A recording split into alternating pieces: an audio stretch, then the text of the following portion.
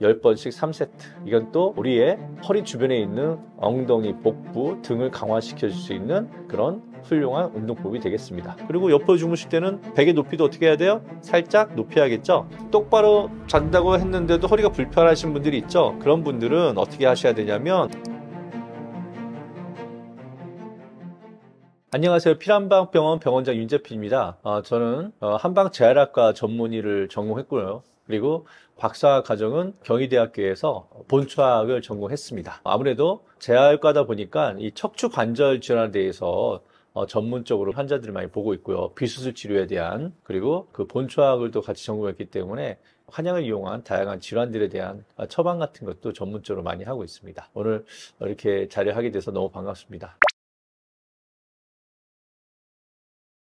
예전에 제가 또 방송에 출연했을 때 이제 그런 패널 중에서 이제 파스를 어떻게 사용해야 되느냐 질문을 주셔가지고 제가 한번 또 얘기한 적도 있는데, 여러분들 파스를 관절이 아프다고 해서 항상 눈에 보이는 부분이 대부분 다 이게 손목, 팔꿈치, 무릎 앞쪽 이런 데다 이제 파스를 많이 붙이시잖아요.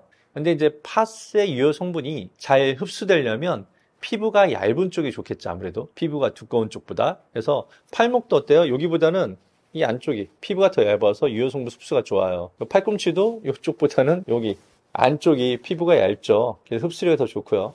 무릎도 어딜까요? 오금 쪽이죠. 오금 쪽에 붙이고, 이렇게 관절 쪽에서도 이렇게 피부가 얇은 쪽으로, 그쪽으로 이제 붙여주는 게 파스의 효과를 더 좋게 할 수 있는 하나의 또 방법이 되겠습니다. 이거 하나의 꿀팁입니다. 환자분들이 이제 오셔가지고, 여기 아파요, 뭐 이런 분도 있는데, 보면은, 이거는 그냥 기후에 불과하다. 이거는 집에서 쉬어도 되는 그런 통증이 있고, 병원에 때마침 잘 오셨네 하는 그런 통증이 있는데요. 기본적으로 여러분들, 운동하고 나면 다음날 좀 몸이 좀 뻐근하잖아요? 그죠? 그런 거는 단순한 근육통입니다, 근육통. 근육은요, 회복력이 빨라서, 사실 침 맞거나 뭐 추나를 받거나 뭐 그런 뭐 수기 치료라든지 침 치료를 해주면 좀 더 빨리 좋아질 뿐이지, 안정만 해도 좀 뻐근한 근육통은 좋아집니다. 그런데 이 통증 중에서도요, 일단 날카로운 통증 자체가 좀 날카로워요. 그러면서 관절의 가동성이 좀 떨어져. 그리고 좀 붓기도 좀 있는 것 같아. 그리고 약간 방사통이라고 하죠. 그 통증이 뭐 관절 그 부위만 나타나는 게 아니라 위아래로 뭔가 통증이 쭉 뻗어 나가는 것 같아. 이런 방사통이라든지 붓기라든지 가동력이 떨어진다. 그런 통증들은 여러분들 빨리 병원에 가시는 게 좋아요. 왜냐하면 어떤 관절 부위에 실질적인 손상이 왔을 경우, 예를 들어서 뭐 무릎을 예를 들면 연골이 찢어졌다든지 인대가 좀 뭐 그런 경우에는요, 상처가 난 거잖아요, 어떻게 보면 몸에. 그래서 염증 반응이 아주 심한 경우에는 이렇게 통증과 더불어서 붓기, 열감, 뭐 가려움증, 뭐 이런 증상들이 있다고 하거든요. 그래서 발적 같은 게 나타나는데, 이런 증상들이 있을 때는 병원 가서 제대로 전문의의 검사를 받거나 전문의와 상의를 하고 검사를 꼭 받으셔야 합니다. 왜냐하면 내비뒀다가는 괜찮겠지 내비뒀다가 상처 부위가 더 벌어지거나 또 그 부위에 감염이 올 수도 있고요. 그리고 시기를 놓쳐가지고 더 문제가 커져서 뭐 수술 쪽으로 갈 수도 있는 거거든요. 그래서 그런 경우 조심하셔야 되고, 아까 또 방사통 얘기했잖아요. 방사통. 이게 보통 이제 방사통이라는 건 뭐냐면, 여기가 아픈데 통증이 내려가는 거잖아요. 예를 들어서 허리 같은 경우에 허리가 아파, 다리가 저려. 그러면 여러분들 무조건 다 디스크라 생각하잖아요. 그건 아니에요. 신경이 눌려도 다리가 저리고요. 여러분들 그리고 관절염이 생겨도 방사통이 생깁니다. 그래서 신경염이나 관절염이나 신경이나 관절의 손상이 간 거기 때문에 이런 경우도 무조건 병원에 가서 전문의와 상담을 해서 거기에 맞는 적절한 치료를 빨리 하는 게 좋고요. 그래서 방사통이 나타난다. 그래도 병원에서 적절한 치료를 받으러 가셔야 되는 게 맞습니다. 주사도 이제 종류가 많죠. 근데 보통 이제 소염 진통제 뭐 이런 주사도 있고요. 뭐 솔직히 뭐 한의사들도 주사 놓잖아요. 약침, 봉침 해가지고. 그래서 일단은 뭐 안전한 주사는 어떤 거냐? 양방 쪽에서는 많이 하는 얘기가 이제 연골주사, 히알루론산 성분인데 뭐 계란 흰자 성분 같은 건데, 이거는 뭐 한 달에 한 번씩 뭐 몇 번씩 맞아도 크게 문제가 없겠죠. 왜냐하면 관절에 윤활액을 넣어주는 거예요. 그래서 특별한 부작용이 있는 게 아니라 나이가 들어서 관절염으로 인해서 그리고 관절 윤활액이 부족해지니까 부드럽게 하기 위해서 지도리에다가 기름칠 해준다든지 엔진에 엔진을 넣어주는 것처럼 그렇게 해주는 게 연골주사예요. 특별하게 뭐 그걸로 인해서 치료가 되는 게 아니라 예방적으로 부드럽게 만들어주는 그런 주사라고 할 수 있고요. 한의사들이 쓰는 뭐 약침 같은 경우도 뭐 사실은 한약에서 유해성분 추출해서 놓는 거기 때문에 부작용이 거의 없죠. 그리고 뭐 한의사들이 쓰는 봉침 같은 경우에도 꿀벌에서 아피톡신 성분을 추출해서 알러지 테스트상 알러지가 없는 사람들이 한해서 놓기 때문에 그것도 이제 큰 부작용이 없는 걸로 알고 있어요. 근데 이제 주의해야 될 주사는 이제 아무래도 여러분들 뼈 주사라고 많이 하죠. 예전에는 뭐 시골에서 할머니들 뭐 무릎 관절 아프면 이거 만지러 많이 갔는데 이게 스테로이드 주사예요. 스테로이드 주사는요. 통증이 너무 심해서 일시적으로 한 번 정도 맞는 거는 어떻게 뭐 괜찮을지 모르겠지만 이게 부작용이 좀 심각하신 분들은 골밀도도 많이 떨어지고요. 면역계통도 이상이 생기고 그리고 시골 할머니들 주사 자주 맞으시는 분들 얼굴 보면은 얼굴이 달덩이처럼 부어 있어요. 문페이스라고 하는데 이게 다 스테로이드 부작용이에요. 예, 스테로이드 맞다 보면은 그렇게 몸에 여러 가지 안 좋은 신호들이 많이 나타나기 때문에 스테로이드 주사는 별로 추천하지가 않습니다. 예, 그런 주사들을 맞기 전에 먼저 나의 문제점이 뭔지 습관과 자세가 뭔지를 생각을 하시고 거기에 맞게끔 자세와 습관을 고치고 그리고 본인에 맞는 적절한 운동법을 통해서 몸을 밸런스를 잡아주고 근육량을 길러서 근육의 탄력성을 또 높여줘서 관절을 보호해주는 그런 좀 시간이 걸리지만 안전한 치료법을 권장합니다.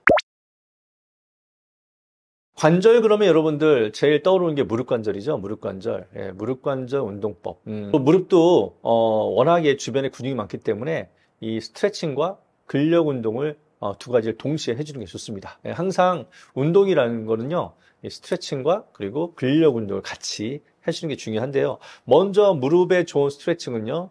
또 누워서 아까 허리도 누워서 했죠. 누워서요. 다리를 쭉 뻗은 상태에서 똑같이 90도 올리세요. 그리고 이번에는 수건을 이용하시죠. 수건을 가지고 그 발바닥에다 딱 걸친 상태에서 다리를 90도 쭉 올린 상태에서 쭉 잡아 당기는 거예요. 그럼 어떻게 되겠어요? 여기 위에 있는 대퇴, 직근, 햄스트링 이런 근육들이 쭉 늘어나겠죠? 종아리 근육부터 해가지고 이렇게 스트레칭 해주는 거예요. 15초 정도. 반대쪽도 마찬가지로 누워서 수건을 걸치고 쭉 잡아 당기는 거예요. 스트레칭. 이런 거는요, 사실은 근만성 통증에 다 할 수 있는 운동이에요. 통증이 급성으로 나타나도 무릎을 굽히지 않고 편 상태에서 잡아당기기 때문에 무릎에 부담이 없이 통증 컨트롤도 될 수 있는 그런 운동이고요. 그리고 이제는 이제 스트레칭 했으니까 뭘 해야 돼요? 근력 강화 운동을 해야겠죠. 근력 강화 운동 중에서 가장 편하게 할 수 있는 거는 사실 이렇게 의자 앉은 상태도 할 수 있어요. 의자 앉은 상태에서도 다리를 쭉 뻗는 거죠. 그 상태에서 대퇴사두근, 허벅지에 힘을 꽉 준 상태에서 10초에 15초는 버티는 거죠. 그리고 반대발도 이렇게. 그냥 사무실에서 이렇게 할 수 있어요. 무릎을 편 상태에서 허벅지에 힘을 꽉 주는 거죠. 10초에서 15초 정도. 이렇게 할 수 있고, 그리고 좀 더 내가 엉덩이, 그리고 뭐 무릎 주변에 있는 근육들을 뭐 전체적으로 다 강화를 좀 더 하고 싶다. 그때는요, 무릎이라는 거는요, 사실 90도 이상 굽히면 안 좋은 거예요. 그래서 여러분들, PT 센터 가면 스쿼트 많이 하시는데, 스쿼트 하다가 무릎 많이 나갑니다. 왜냐하면 무릎을 너무 과하게 구부리니까. 그리고 중량을 또 이구하니까. 근데 무릎이 안 좋은 사람들, 그리고 평상시에 또 근력이 없어진 사람들한테 그렇게 하라고 하면 무릎 다 망가져요. 그래서 벽을 이용한 스쿼트. 이 벽에다가 등을 딱 대시고, 엉덩이랑 등을 딱 댄 상태에서 그대로 스쿼트처럼 쭉 내려오는 거예요. 그리고 무릎이 90도 정도 내려왔다 싶으면 스탑하고 다시 올라가셔야죠. 왜냐하면 90도 이상 구부리면 무릎이 안 좋으니까. 이렇게 반복해서. 대신 딱 90도 정도 됐을 때, 무릎이 됐을 때 한 3초 정도 버텨. 하나, 둘, 셋, 3초 정도 버텨서 대퇴사두근하고 엉덩이 쪽에 뭔가 힘이 쫙 주어진 느낌을 가진 다음에 다시 서서히 일어나는 거예요. 그렇게 반복해서 10회 정도 반복하고 그것도 무릎 건강에 상당히 좋습니다. 걷기 운동 너무 많이 저한테 질문 많이 하시는데요. 무릎이 너무 아픈데 계속 걸어야 되나 이렇게 물어보거든요. 정답은 걸으셔야 합니다. 아파도. 그렇다고 해서 뭐 막 무릎 안쪽이 막 찌르는다 통증 막 있는데도 불구하고 걸으라는 게 아니라 통증이 덜 느껴지는 범위 내에서 걷는 거예요. 좀 애매하긴 하죠. 하지만 걷기 운동은 너무너무 좋은 운동이에요. 여러분들 쓰리고, 고혈압, 고혈당, 고지혈증 이거를 한 번에 잡을 수 있는 게 바로 걷기 운동이거든요. 예. 걷기 운동을 하게 되면 아무래도 무릎에 적당한 충격을 주기 때문에 무릎의 윤활 분비도 촉진시키고요. 그리고 연골 건강에도 좋습니다. 그래서 적당한 걷기 운동이 좋은데 걸으라니까 여러분들 맨날 쇼핑하시는 분이 있어요. 쇼핑하면서 걷는 건 운동이 아니에요. 정확한 걷기 운동에 좋은 운동화를 딱 신고 그리고 머릿속에 있는 생각들이 다 모든 게 운동에 집중이 돼야죠. 그래야지 정확한 근육이 쓰임새를 알기 때문에 정확히 운동이 되는 거예요. 쇼핑하다 여러분들 발목 삐끗한 사람 많아요. 몸과 마음이 따로 놀고 있기 때문에 그렇기 때문에 몸과 마음이 같이 하는 그렇게 하는 운동이 정말 효과적인 운동입니다. 그래서 걷기 운동은 무릎 건강에 너무너무 좋은 운동이에요. 단 강도를 잘 조절하시되 여러분들 뭐 만보를 꼭 걷어야 할 필요도 없어요. 나이에 맞게끔 젊은 사람들 좀 많이, 그리고 연세 있으신 분들은 뭐 7,000보 걸어도 상관없습니다. 걷는 시간 일주일에 150분, 보건복지부에서 일주일에 150분 정도를 권장하고 있어요. 그러면 뭐 내가 주 5일 정도 운동하겠다. 그러면 하루에 30분 정도만 운동해도 상관없는 겁니다. 그죠? 30분 곱하기 5일이면 150분이니까. 그리고 운동 강도는요, 걸을 때 너무 살살 걷지 마시고 보폭을 평상시 보폭보다 좀 더 늘린다는 생각으로. 그러면 어떻게 돼요? 걸음이 좀 빨라지겠죠? 보폭을 한 조금 더 넓게 걸으세요. 그러면 자연스럽게 걸음걸이가 빨라져요. 네, 그래서 좀 더 빠른 걸음으로 보폭을 넓혀서 그렇게 걷는 것이 좋습니다. 목이 정말 중요하죠, 여러분. 저는 그렇게 많이 얘기해요. 이제 목숨보다 소중한 게 목이다. 목숨보다 소중한 목. 목은 위로는 머리를 받치고 있고 또 아래로는 몸통과 머리를 연결시키는 부분이기 때문에 정말 중요한 부분입니다. 이 목을 통해서 혈관과 신경이 다 지나가거든요. 그래서 목은 상당히 중요한데 이 목을 안 좋게 하는 최악의 자세가 뭐냐? 여러분들 아시죠? 지금도 보고 계시죠? 스마트폰입니다. 스마트폰. 제가 사실 진료한 지가 벌써 25년 가까이 됐는데 2000년대 초반만 해도요. 허리 디스크 환자 더 많았어요. 목 디스크 환자보다. 그냥 병원에 오면 제가 한방제약과 전문이다 보니까 디스크 환자를 많이 봤는데 비수술로. 근데 다 허리 디스크 환자가 많았어요. 근데 점점 스마트폰이 보급률이 좋아지고 스마트폰이 기능이 좋아지면서 모든 게 스마트폰이 아니면 안 되잖아요, 여러분. 지금도 여러분 유튜브 보고 있죠? 이거 제가 나온 유튜브를 스마트폰으로 보잖아요. 그러다 보니까 다들 어떻게 봐요? 스마트폰을 이렇게 보나요? 이렇게 보죠. 그래서 자, 목은요 정말 중요한 게 머리 무게가 몇 킬로 같아요? 5에서 머리가 큰 사람은 7킬로. 여러분 볼링공 있죠? 볼링공 쳐보셨죠? 어마어마하게 무거워요. 이 볼링공을 이렇게 목이 쫙 받치고 있는 거예요. 자, 그런데 고개를 이렇게 숙인다? 그러면 여러분들 볼링공을 이렇게 딱 들고 있으면은 좀 들만하죠? 근데 이렇게 앞으로 해서 들려면 어때요? 이 팔목에 힘이 많이 들어가죠? 목도 똑같아요. 고개 이렇게 숙여주면 목에 부담이 엄청나게 가는 거예요. 그래서 머리 무게가 5에서 7kg다 했을 때 목을요 한 30도만 이렇게 기울여서 스마트폰을 보잖아요. 그러면요 머리의 무게가 5에서 7kg가 아니라 15kg, 15kg가 이 목에 걸리는 거예요. 더 숙여볼까요? 60도. 그럼 몇 킬로? 30kg가.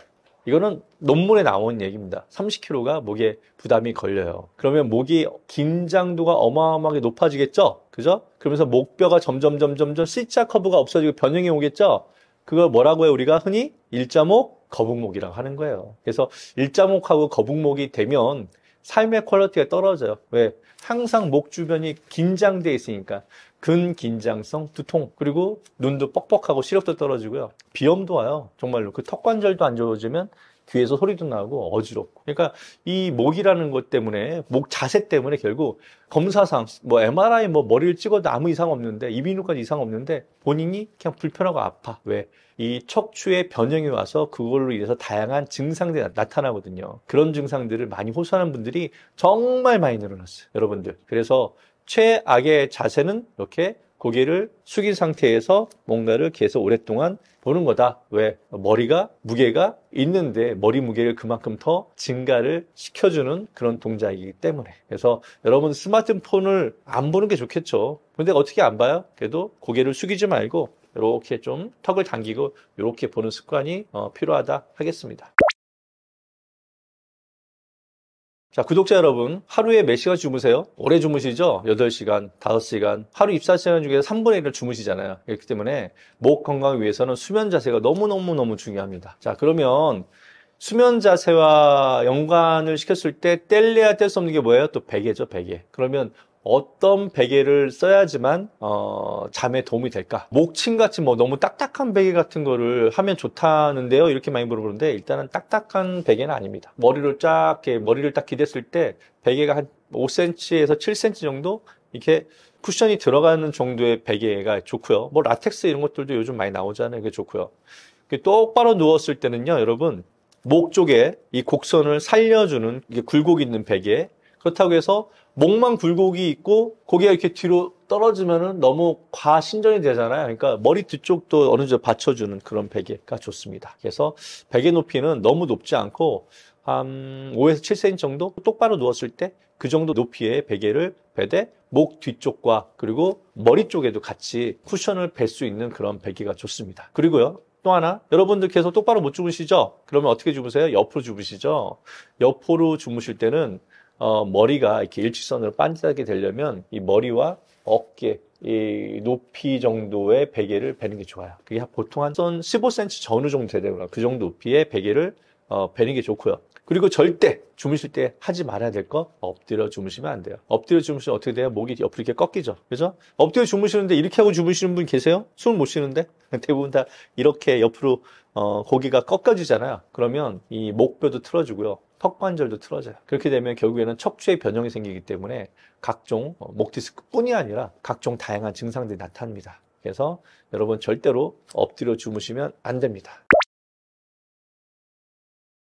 많이 질문하세요. 그러면 일자목 거북목을 예방하는 운동이라든지 아니면 또 하나 질문하는 게 목 근육을 어떻게 강화시켜 이렇게 얘기 많이 하시는데 목 근육을 강화시키는 운동법들은 많지가 않아요. 그리고 잘못하면 목이 많이 다쳐요. 목 주변에 있는 근육들은 아주 근육이 조그맣고 얇기 때문에 저는 목을 강화시켜주기보다는요. 목은 주로 스트레칭 운동법 위주로만 하는 게 좋다. 저는 이렇게 말씀을 주로 드립니다. 그래서 첫 번째 운동법은 뭐냐면요. 목을 승모근이 어딘지 아시죠? 목 주변에서 이렇게 마른 목골로 목에서부터 등까지 연결된 근육인데 이거를 스트레칭을 어떻게 해주느냐? 의자에 앉은 상태에서요. 서서도 할 수 있지만 앉은 상태에서요. 이렇게 한쪽 손은 그냥 의자 밑에 딱 넣으세요. 이렇게. 네. 그리고 서 있을 때는 한쪽 손을 이렇게 밑으로 쭉 잡아당겨서 떨어뜨리시고. 자, 저는 앉아 있으니까 이제 의자 밑에다가 손을 딱 넣고요. 그 상태에서 반대쪽 손을 귀 위쪽에다 딱 대시고 머리를요 이렇게 잡아당기는 거예요. 근데 방향을 옆으로 잡아당기는 게 아닙니다. 45도 각도로 이렇게 잡아당기는 거예요. 45도 각도로. 그래야지만 여기 승모근이 늘어나요. 여기가. 여러분들 항상 어깨가 아파요. 그러면은 어깨 어디가 아프세요? 그러면 여기죠. 여기 얘기하죠. 여기에 동자승이 앉아 있는 것 같아요. 막 이런 얘기 많이 하잖아요. 여기는 사실 어깨가 아니라요. 목이에요, 목. 목이 일자목이 돼가서 승모근이 긴장된 거지. 어깨는 여기. 어쨌거나 하여간 요 부분이 늘어난다 생각하시고 자, 귀 뒤쪽에다가 딱 대시고 45도 이렇게 해서 속으로 10초 정도 쉬세요. 딱 내고. 그럼 반대쪽도 해야겠죠? 똑같이. 이렇게 뛴 상태에서 이렇게 쭉 45도 10초 정도 이렇게. 일하면서 자주 이렇게 승모근 늘려주는 운동을 하시고요. 그리고 또 하나 운동법. 너무 간단해요. 그냥 수시로 할 수 있습니다. 수시로. 여러분들 자꾸 어떻게 돼요? 스마트폰 보면 목이 이렇게 빠지죠? 이렇게. 그죠? 그래서, 거북목, 일자목 예방하는 운동인데요. 이렇게 빠지는 걸 방지하기 위해서 그냥 손가락으로, 자, 허리 딱 펴고 반드시 앉은 상태에서 이 손가락 2개로 턱을 딱 대고 지그시 눌러주는 거예요. 뒤로. 그럼 턱이 이렇게 당겨지죠? 턱이 당겨지면 요 목 뒤쪽에 살짝 늘어나는 게 느껴질 거예요. 여기서 이렇게 속으로 10번을 쉬세요. 하나, 10초를. 그리고 떼고, 또 이렇게 대고 10초. 그래도 상당히 좋은 운동이거든요. 이것도 뭐 10세트 그렇게 해주시면 목 건강에 많은 도움이 됩니다. 여러분, 목이 너무 아프다. 어떻게 하지? 뭐 병원에 오시는 환자분들이 보면 목이 너무 아파요 하면서 고개를 못 돌려요. 이런 거 우리가 낙침이라고 하거든. 낙침. 베개에서 떨어졌다. 그래서 목이 안 들어간다. 이렇게 이름 붙여 낙침이라고 하는데 베개에 떨어진 건 아니죠, 물론. 안 좋은 자세로 오랫동안 잘못된 자세로 누워 있었거나 아니면 전날에 뭐 너무 긴장된 자세 일을 하다가 충분한 스트레칭을 안 하고 이렇게 자고 일어났을 때 목이 안 돌아가는 현상을 한강증, 낙침이라고 하는데요. 자, 이건 대부분 근육통이에요. 근육통. 그리고 목이 막 아프면서 점점 팔이 저려요. 손가락까지. 그리고 고개를 뒤로 젖힐 수가 없어. 고개를 이렇게 뒤로 젖히면 더 저려. 그래서 환자분들 중에서 목 디스크가 너무 심해서 막 디스크가 터져서 신경 누르는 사람들은 팔을 못 내려요. 팔을 이렇게 떨어뜨리면 더 잡아 당기고 저리니까. 그래서 이렇게 들어올 때 이렇게 하고 들어오세요. 이렇게.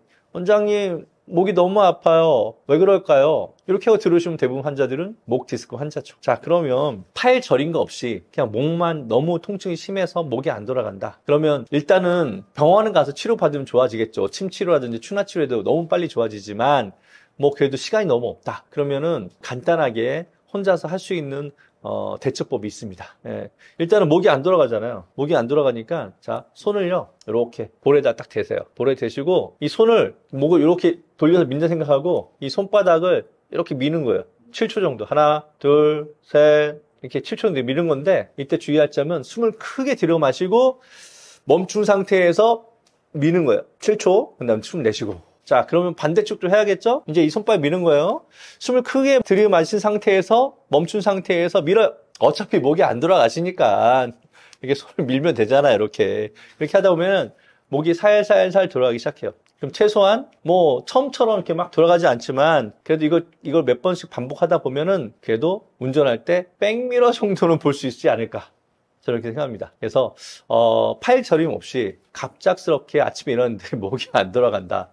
그러면은 방금 말씀드린 그 낙침이나 한강증에 대해서 이렇게 한번 대처를 해보시고요. 그리고 아까 얘기한 것처럼 목 통증이 심하면서 팔이 저리다. 이거는 사실은 신경이 손상된 거예요. 신경이 손상된 거예요. 그래서 잘못 자칫하면 이거를 진통제를 먹고 뭐 더 열심히 일하고 좀 괜찮아 이렇게 일하면 나중에 손에 힘이 빠져서 이런 커피 잔도 못 들어요. 이렇게 수술해야 돼요, 여러분. 이게 미련하게 계획하지 마시고 그런 경우는 사실 병원에 가서 엑스레이든 CT든 MRI든 전문의 선생님이 하자는 거 한번 검사를 하시고 어디 부위에서 신경이 얼마큼 느는지 확인한 다음에 적절한 치료를 받는 게 중요하고요. 기본적으로 팔이 저릴 때는 하지 말아야 될 게 뭐냐면 목을 뒤로 젖히는 거예요. 그럼 신경이 더 눌리고 더 손상받습니다. 그건 절대 하시면 안 돼요. 그러니까 엎드려 주무시는 거 하시면 더더욱 안 되겠죠. 그리고 오래 앉아있지를 못해요, 어차피. 예, 그렇기 때문에 좀 일어나셔서 좀 자꾸 걸으세요. 목 디스크 환자들도 허리 디스크 환자처럼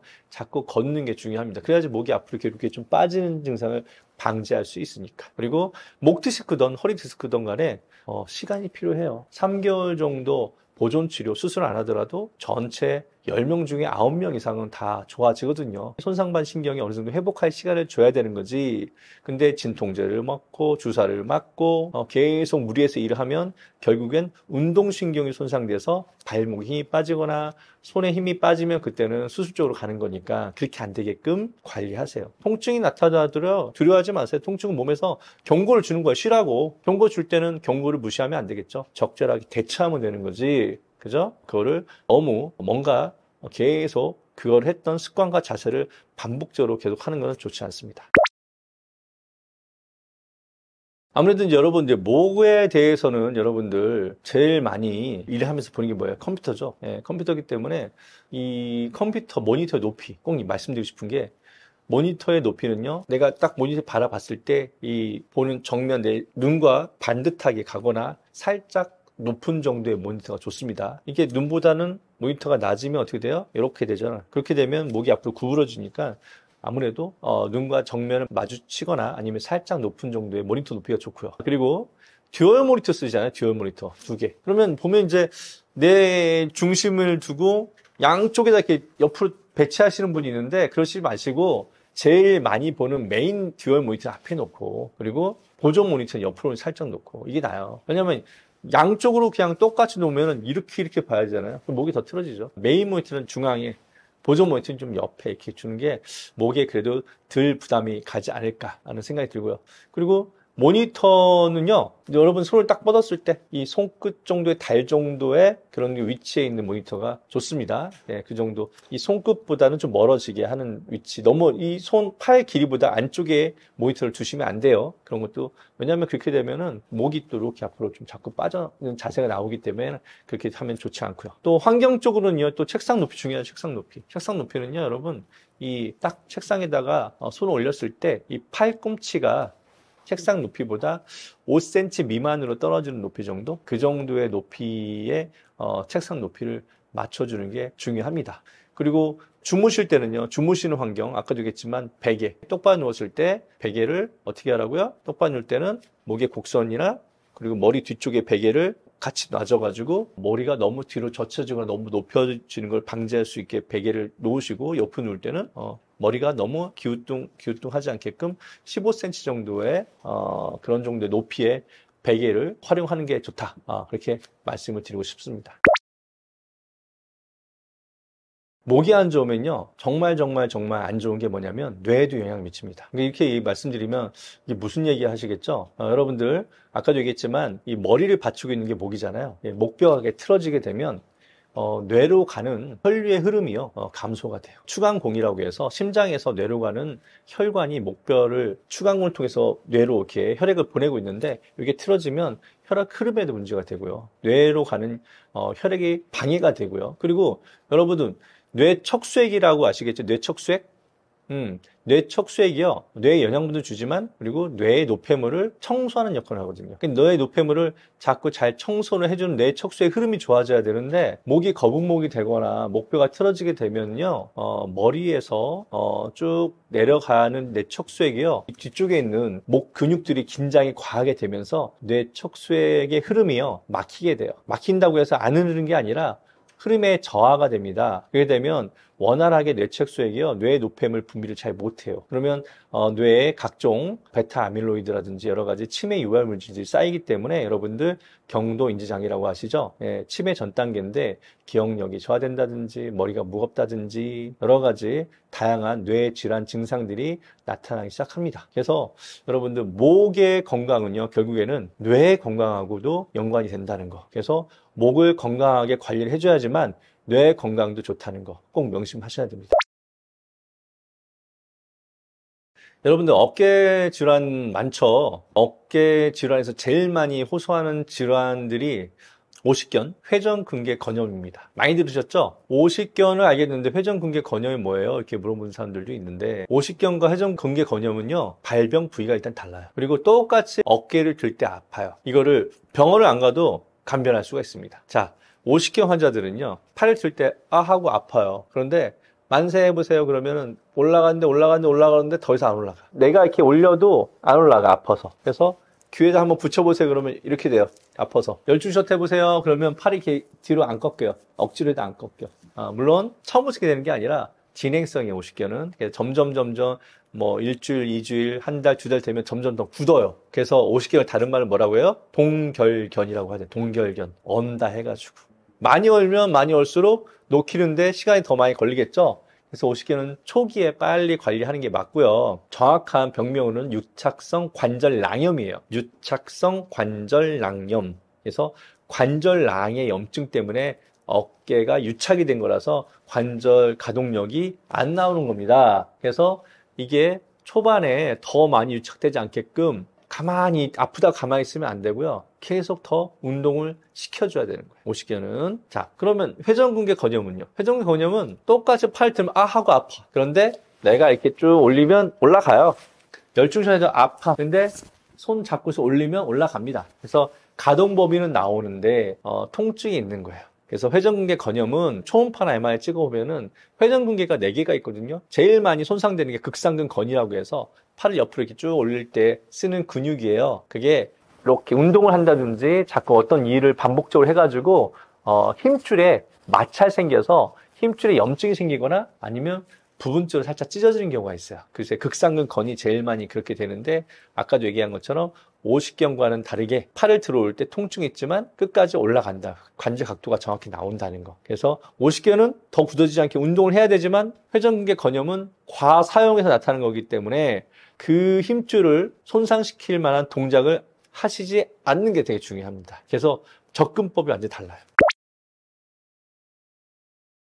자, 여러분, 그 어깨 운동 중에서요, 정말 제일 안 좋은 운동이 뭐냐? 아까 뭐 허리, 목 얘기했지만, 여러분들 PT 센터 가가지고 이런 분들 많이 봐요. 여자든 남자든 아령을 딱 잡고서 이렇게 들어 올리시는 분이 있죠? 이렇게 하면은 여기 삼두근 근육을 강화시킨다고. 그래서 어깨는요, 사실 내회전이라고 해서 이렇게 안쪽으로 이렇게 돌린 상태에서 이렇게 들어 올리는 이 동작에서 어깨가 가장 많이 망가집니다. 왜냐하면 이렇게 할 때 제일 많이 힘줄이 걸리거든요. 그래서 이렇게 해서 이 운동 하다가 하고 아파요 어깨 하시면 합이 안 돼요. 그러면 아까 얘기한 건죠. 회전근개 건염, 충돌 증후군에서 회전근개 건염에서 잘못하면 힘줄이 파열되는 경우도 많이 생겨요. 그래서 이 운동, 내회전에서 올리는 이 운동은 어깨에 가장 좋지 않은 운동이다라고 말씀드릴 수 있습니다. 여러분 이제 충돌 증후군에 의해서 이제 회전근개 건염도 올 수 있고요. 그리고 나이가 들어서 뭐 50대 전후로 해서 50견도 많이 올 수 있는데 먼저 이제 회전근개 건염을 유발시키는 충돌 증후군을 방지하기 위해서는 자 충돌 증후군은요. 여러분들 라운드 숄더라고 아시죠? 어깨가 이렇게 앞으로 구부정하신 분들이 충돌 증후군이 잘 와요. 그래서 이거를 펴주는 운동이 중요한데 제가 많이 권장하는 운동 중에 하나가 뭐냐면 W 스트레칭이에요. W 스트레칭. 이것도 마찬가지로 서서도 앉아서도 할 수 있는데요. 팔을 먼저 앞으로 이렇게 쭉 뻗어 올린 상태에서요. 그 다음에 서서히 팔꿈치 낮추면서 뒤로 쭉 잡아당기는 거예요. 자, 그러면 이 날개뼈가 어떻게 가운데 이렇게 모아지죠? 그죠? 날개뼈가 모아지는 느낌이 있는데 날개뼈를 더 모아서 붙지는 않아요. 근데 날개뼈를 완전히 더 모아서 붙인다는 생각으로 쫙 모아진 상태에서 또 10초 정도 버티시는 거예요. 하나, 10번. 이게 보기 더 힘듭니다. 보기보다. 10번 쉰 다음에 다시 쭉 올리고. 다시 한번 쭉 조이는 거예요. 날개뼈를 뒤로 붙인다 해서 10초 정도 버티세요. 등에서 열이 납니다, 여러분. 열 나죠? 그래서 또 다시 한번 쭉 올리시고. 이 W 스트레칭. W 모양이니까. 이걸 10세트, 3세트 정도 해주시면 이 등 근육도 강화되고 이 좁아져 있는 이렇게 앞으로, 어좁이라고 하죠. 이렇게 자세 이런 사람들도 많이 펴지는 운동이 되겠습니다. 두 번째 운동은요. 50견은요. 아까도 얘기했지만 어깨를 스트레칭 해줘야 된다고 했죠. 스트레칭. 근데 사실 뭐 이렇게 벽에 짚고 막 올리는 운동도 있고 많이 있는데 그래도 통증이 제일 덜하고 가장 쉽게 할 수 있는 운동은요. 간단해요. 여러분들 많이 하는 운동인데 어깨를요. 이렇게 팔을 뻗은 상태에서 이렇게 손으로 잡고 쭉 이렇게 잡아 당겨주는 거예요. 10초에 15초. 주의할 점은 뭐예요? 몸통이 같이 돌아가면 안 돼요. 몸통은 버티고 팔만 쭉. 아셨죠? 반대쪽도 똑같이 이렇게 해줘도 되고. 쭉 10초에 15초. 50개 환자들은 누가 이렇게 운동을 시켜주지 않고 혼자서 하려면 통증이 되게 심해요. 그래서 이런 운동이라도 자주 많이 해주시는 게 더 이상 진행이 안 되고 그리고 굳어있던 어깨가 빨리 풀릴 수 있는 그런 지름길이 되겠습니다. 오늘 제가 이게 바른 자세와 습관에 대해서 말씀드리는데 어깨도 마찬가지입니다. 어깨 통증이 빨리 좋아지려면 여러분 그냥 운동을 많이 해서 어깨가 아파지는 건 꼭 아니에요. 평상시에 습관 자세가 안 좋아서 그래요.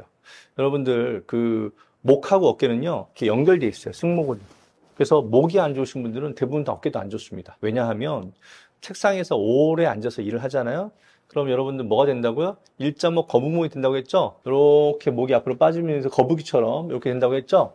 그러면 어깨는 어떻게 돼요? 또 마찬가지로 이렇게 돼요. 라운드 숄더가 된단 말이죠. 결국엔 어깨도 이렇게 말리고 목도 앞으로 이렇게 빠지고. 재밌는 게 뭔지 아세요? 제가 이제 환자 교정 치료 많이 해요. 추나 치료를 많이 하거든요. 뭐 하루에 뭐 많을 때는 뭐 몇십 명씩 하는데 똑바로 누워서 이제 추나 교정을 하다 보면은 여러분들 컴퓨터 할 때 마우스 많이 쓰잖아요. 그죠? 그러면 마우스는 왼손잡이는 왼손으로 하고 오른손잡이 쓰잖아요. 그래서 좀 보면은 똑바로 누웠는데 오른쪽이 좀 올라가 있어요. 이렇게 한쪽만. 그러면 대부분 다 직업이 마우스 많이 쓰는 직업이에요. 이렇게 마우스로 맨날 뭐 이렇게 컴퓨터 작업하고 게임 하시나? 그럴 수도 있겠죠.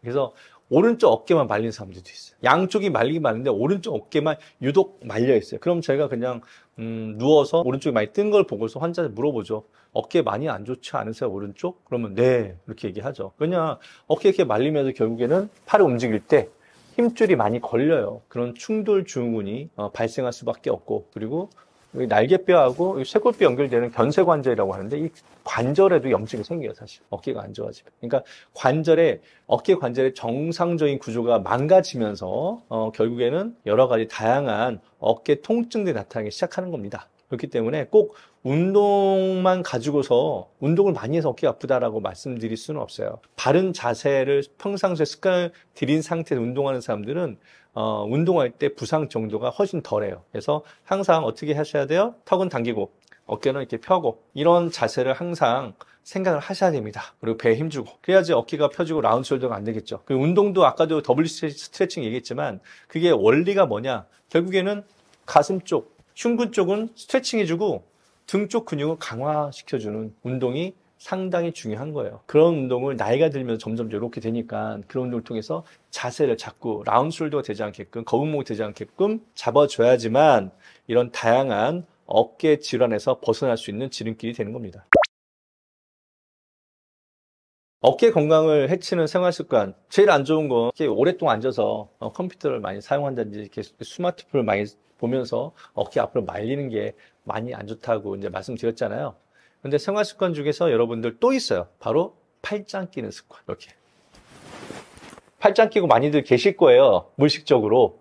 극장에서 영화 볼 때도 팔짱 끼는 분들도 있고, 왜냐면 스마트폰 못 보니까 뭔가 허전하거든. 이 손을 써야 되는데 뭔가 허전하면 사람들이 다 이러고 있어요. 사람 만나서 얘기할 때 이러고 있는 사람들도 많고. 예. 이 습관이거든요. 이 팔짱을 끼게 되면 아무래도 어떻게 돼요? 똑같아요. 어깨가 앞으로 이렇게 말리죠. 등 근육은 어떻게 돼요? 이완이 되고.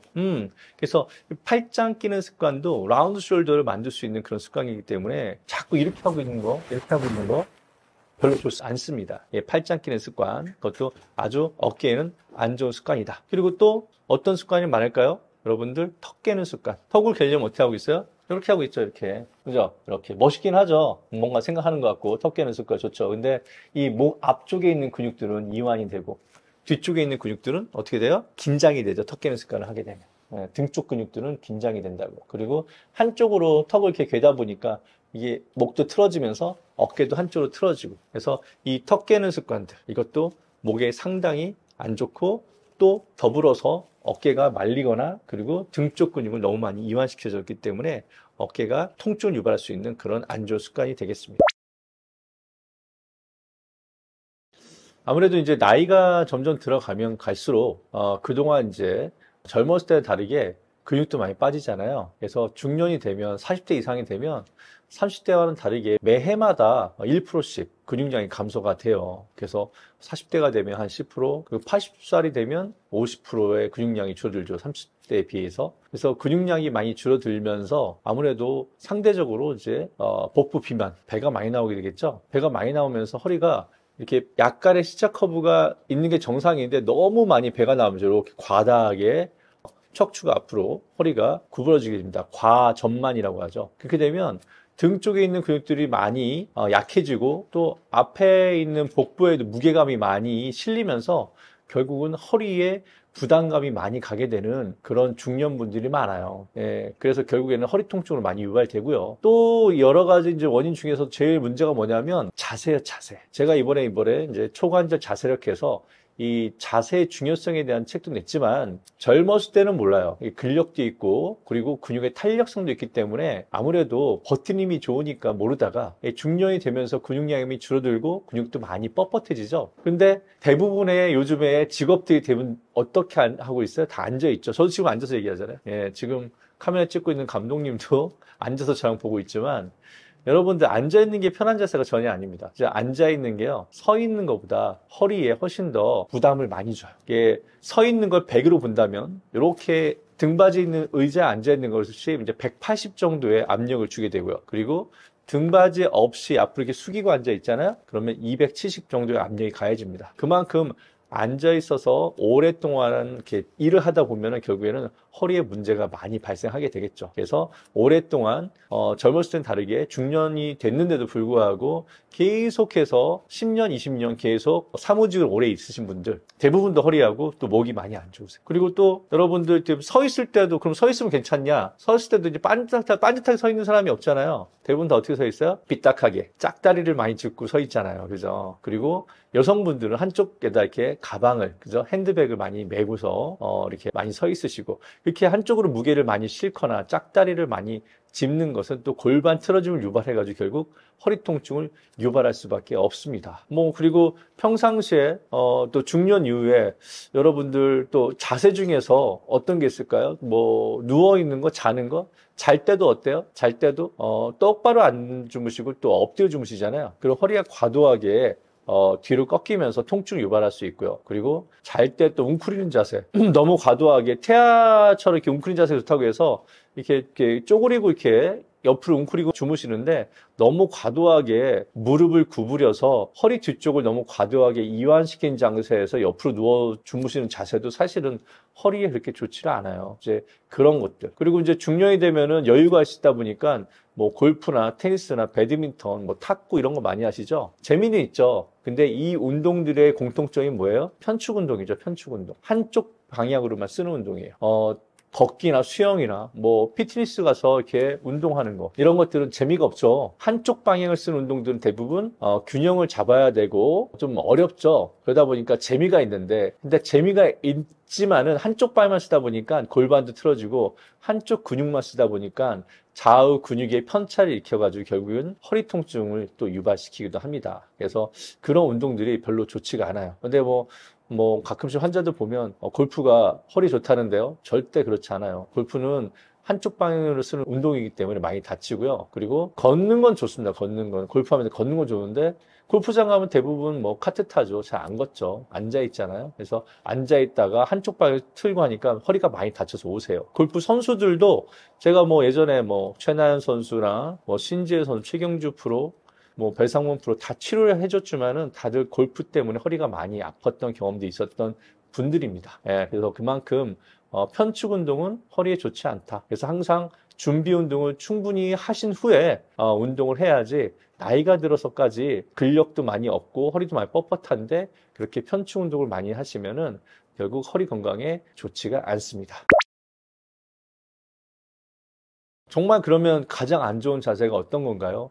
뭐 다 안 좋죠. 허리 안 좋은 자세 아까도 말씀드린 것처럼. 근데 정말 그 중에서도 안 좋은 거를 한 2가지 정도를 얘기해라. 그러면 저는 일단은 이렇게 의자에 앉을 때 여러분들 의자에 앉을 때는요 아무래도 이제 등받이가 있는 의자에 딱 기대서 이렇게 앉는 게 아무래도 허리에 걸리는 무게를 등받이가 분산해주고 이게 팔걸이에다가 손을 딱 놔야지만 또 팔로 허리의 무게가 분산되고 이거 의자는 없는데 헤드레스트, 머리를 딱 기댈 수 있는 헤드레스트가 있는 의자에 딱 앉아야 기대야지만 또 무게가 분산이 되겠죠? 그런데 그런 거 없이 의자 끝에 딱 앉아가지고 제가 한번 해볼까요? 의자 끝에 앉아가지고 이렇게 하고 앉아 있는 거예요. 이게 허리에 제일 안 좋아요. 거기에다가 이렇게만 있으면 좋겠는데 요즘 뭐 스마트폰을 보시죠, 대부분 다. 그래서 공원이나 벤치나 뭐 지하철 보시면 다 앉아서 스마트폰 보고 이렇게 하고 있죠. 이게 허리에 제일 안 좋습니다. 물론 목에도 안 좋고. 이 자세가 정말 허리를 망가뜨리는 자세고요. 여기서 더 안 좋게 하시는 분들은 어떻게 하고 있어요? 다리를 꼬고 또 앉아 있죠. 의자의 끝에 앉아서 다리를 꼰 상태로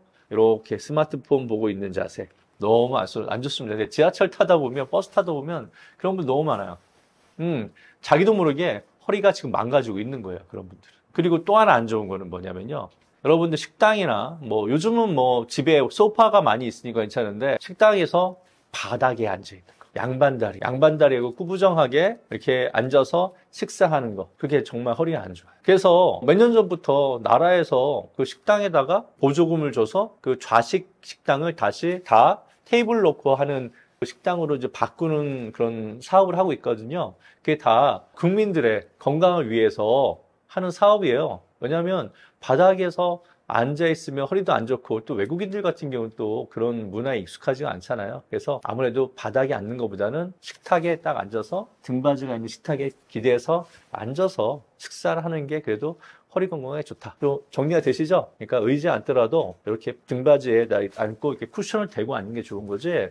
의자 끝에 앉아서 허리 숙이고 거기다 다리 꼬고 스마트폰 본다? 이거는 몇 년 안에 디스크 옵니다. 그리고 방바닥에서 등을 구부려 식사하시면 일어날 때 허리가 안 펴져요, 여러분들. 다 경험했을 거예요, 그죠? 근데 굳이 그런 자세를 계속 고수할 필요는 없겠죠.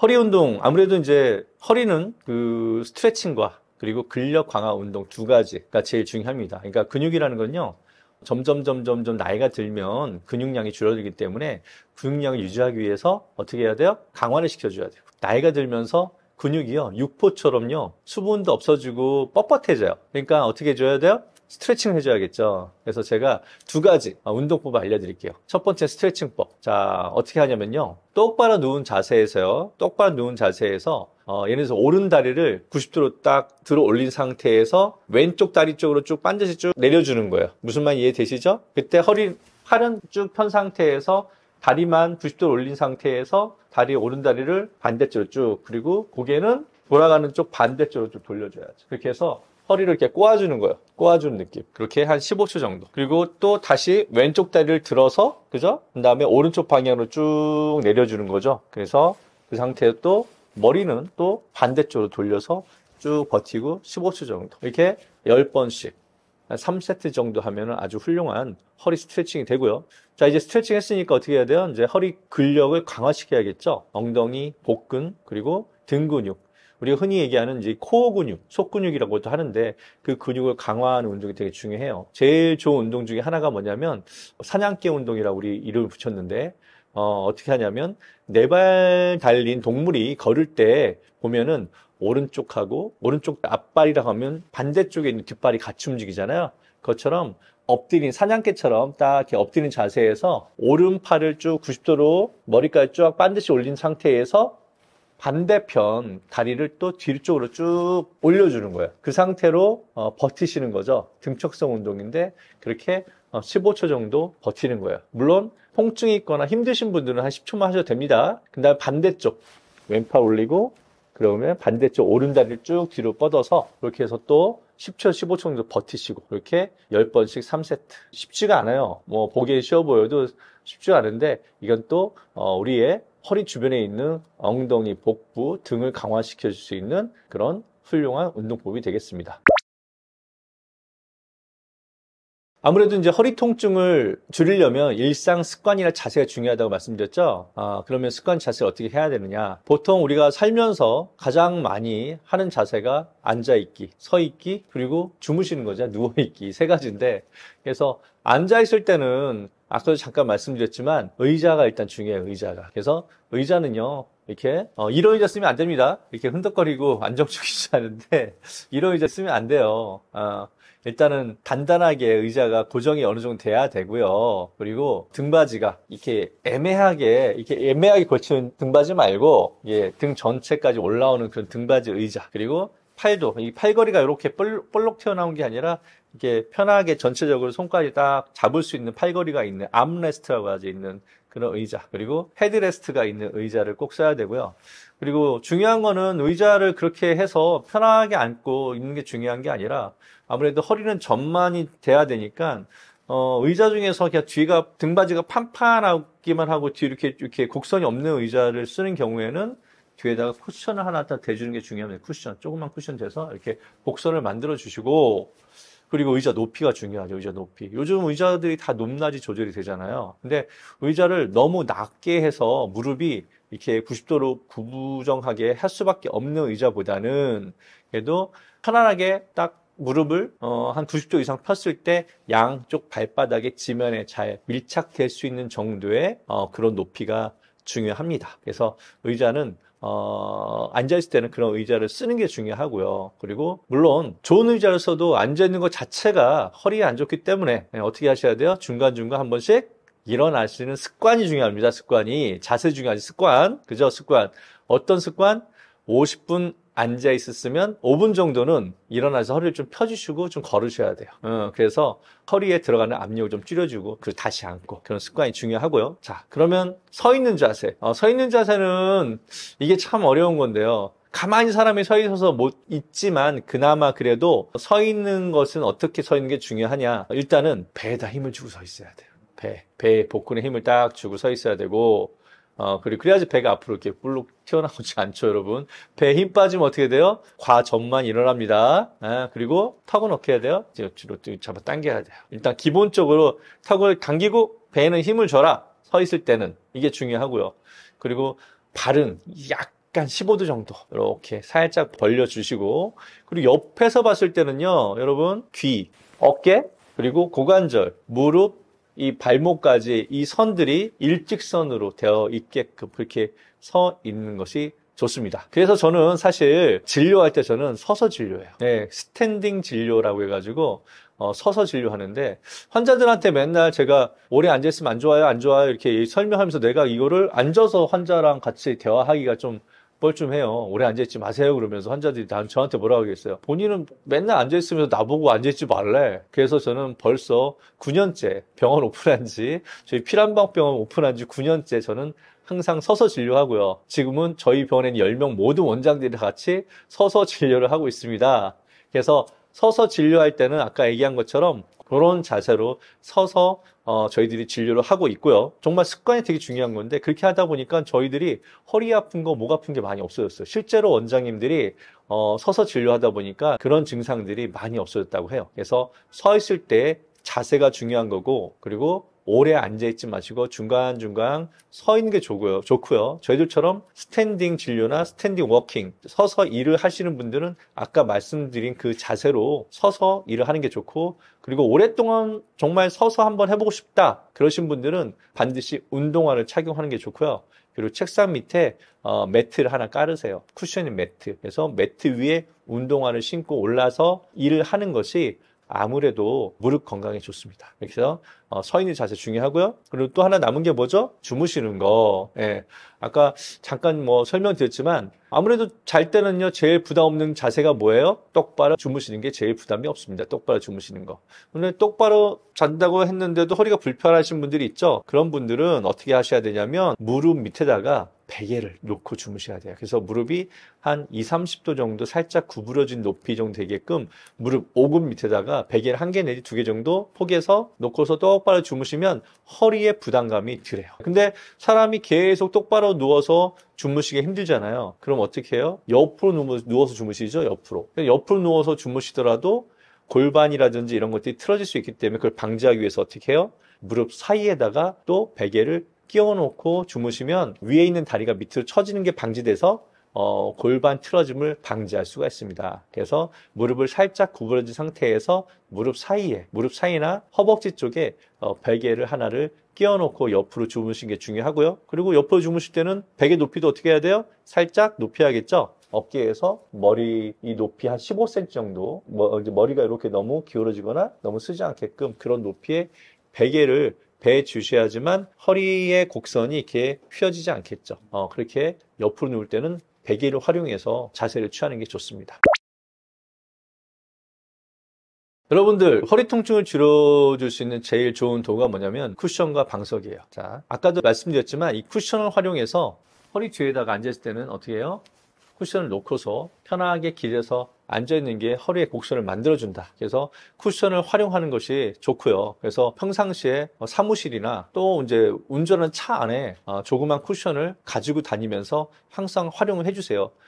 최악의 자세는 등에 기대지 않고 이렇게 앉아있는 자세잖아요. 근데 쿠션이 뒤에 있으면은 의식적으로 쿠션이 있기 때문에 내가 쿠션에 기대야겠구나 하는 생각을 하기 때문에 자연스럽게 허리가 앞으로 안 가고 뒤로 가게 돼 있습니다. 그래서 쿠션을 활용해서 앉으시고, 그리고 내가 또 방석 말씀드렸죠. 방석. 또 하나 최악의 자세가 뭐라고 했어요? 방바닥에서 양반다리하고 앉아 있는 거. 그죠?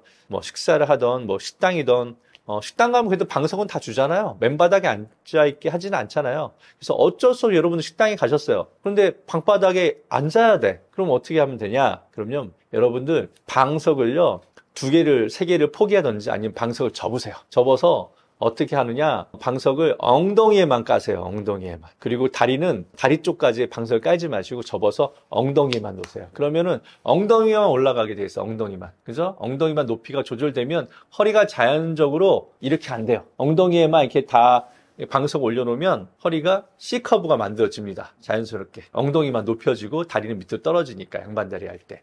그렇게 팁입니다. 그래서 식당에 갔는데, 오래된 노포 식당에 갔는데 앉아서 나 허리는 아픈데 앉아 있어야 되고 보니까 등받이도 없고 벽에 기댈 데도 없어? 그럴 때는 방석을 두껍게 접어서 엉덩이에만 깔고 앉아서 식사를 하시는 게 좋습니다. 여러분, 저는 한방재활과 전문이다 보니까 이 척추든 관절이든 수술을 하기 싫어서 오시는 분들이 많이 오세요. 근데 이제 제가 항상 하는 얘기는 먼저 보존치료부터 먼저 해보시고 그 다음에 최후로 해야 될 게 이제 수술적인 요법이다. 수술을 한번 하게 되면 돌이킬 수 없거든요.